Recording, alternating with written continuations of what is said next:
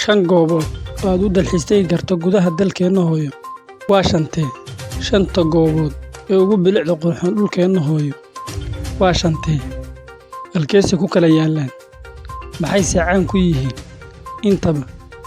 Waxaan ku daafuri doonaa muuqaalkeena. Fadlan muuqaalkan like dheh, siina share garee.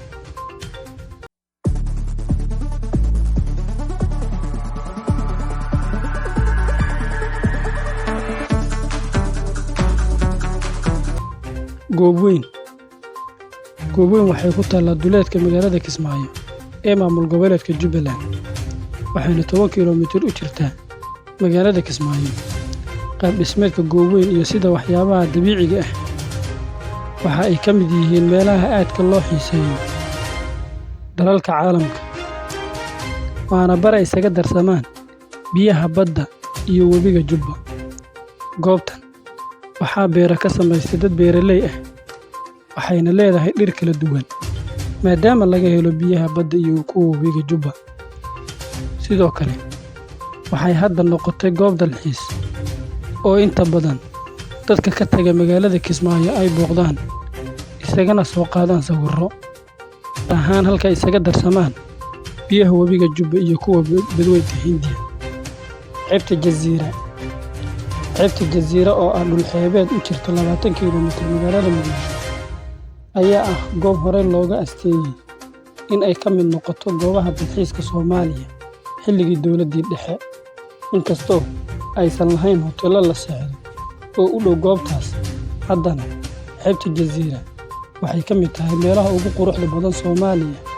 Xilligii burburka uu jiray ayay xeebta Jasiira ka mid ahayd goobaha dalxiiska ee ay dadku aadi jireen. Waxaa sawirkan la qaaday xilli galab ah, qorraxdu sii dhacaysay, iyo dad ku sugan xeebta Jasiira. Waxaa dushooda maraysay diyaarad ku sii jeeday garoonka Aadan Cadde ee magaalada Muqdisho. Jasiiradda Sacaadudiin waa jasiirad yar oo ku taalla xeebta Saylac ee Somaliland, waxaana loo socdaa 15 ilaa 20 daqiiqo oo doon ah.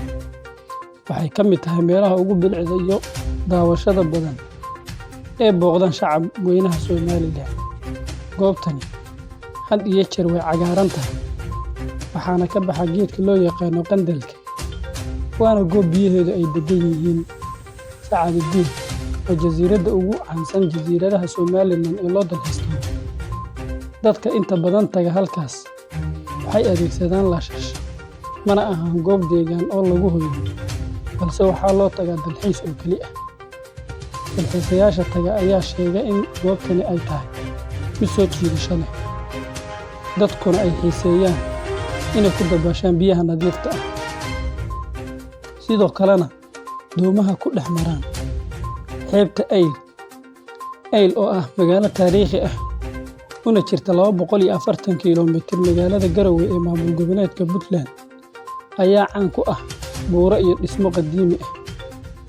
Tan iyo Talyaanigii iyo xarumihii saldhigga u ahaa Sayid Maxamed Cabdulla Xasan oo ay weli dhismooyinkaas qadiimiga ah ee ka dhex muuqda magaalada bartamaheeda. Magaalada waxaa kale oo ay leedahay beero iyo xeeb qurxoon. Waxa ay sidoo kale leedahay madxaf lagu kaydiyo ama lagu qurxiyo waxyaabaha u gaarka ah dhaqamada Soomaalida.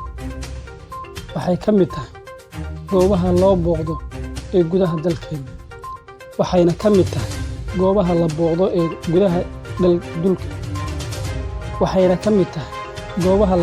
ee gudaha dalkeena. Sidoo kale waxaa ku yaalla dhismayaal waaweyn oo u dhisay Sayid Maxamed Cabdulla Xasan. Magaalada Hobyo waa magaalo xeebeed ka tirsan maamul goboleedka Galmudug, waana magaalo aad u qurux badan oo leh dhismooyin taariikhi ah kuwaas oo ku teedsan xeebta magaalada.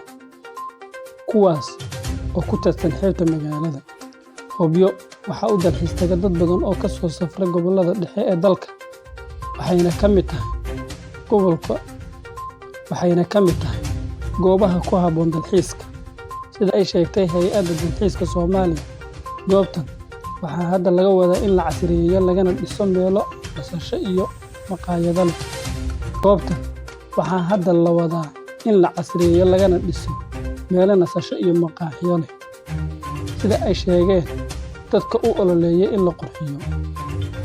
Inkastoo ay jiraan goobo kale oo gudaha dalka loo dalxiis tagi karo, haddana waxaa la aaminsan yahay in ay jiraan kuwo taariikhi ah oo ay ka mid yihiin kuwa aan kor ku soo xusno. Waxaa sawirkan la qaaday dad kalluumaysato ah oo shabaq dhiganayay xeebta Hobyo oo ka mid ah meelaha ugu qurxoon dalkeena hooyo ee loo dalxiis tago.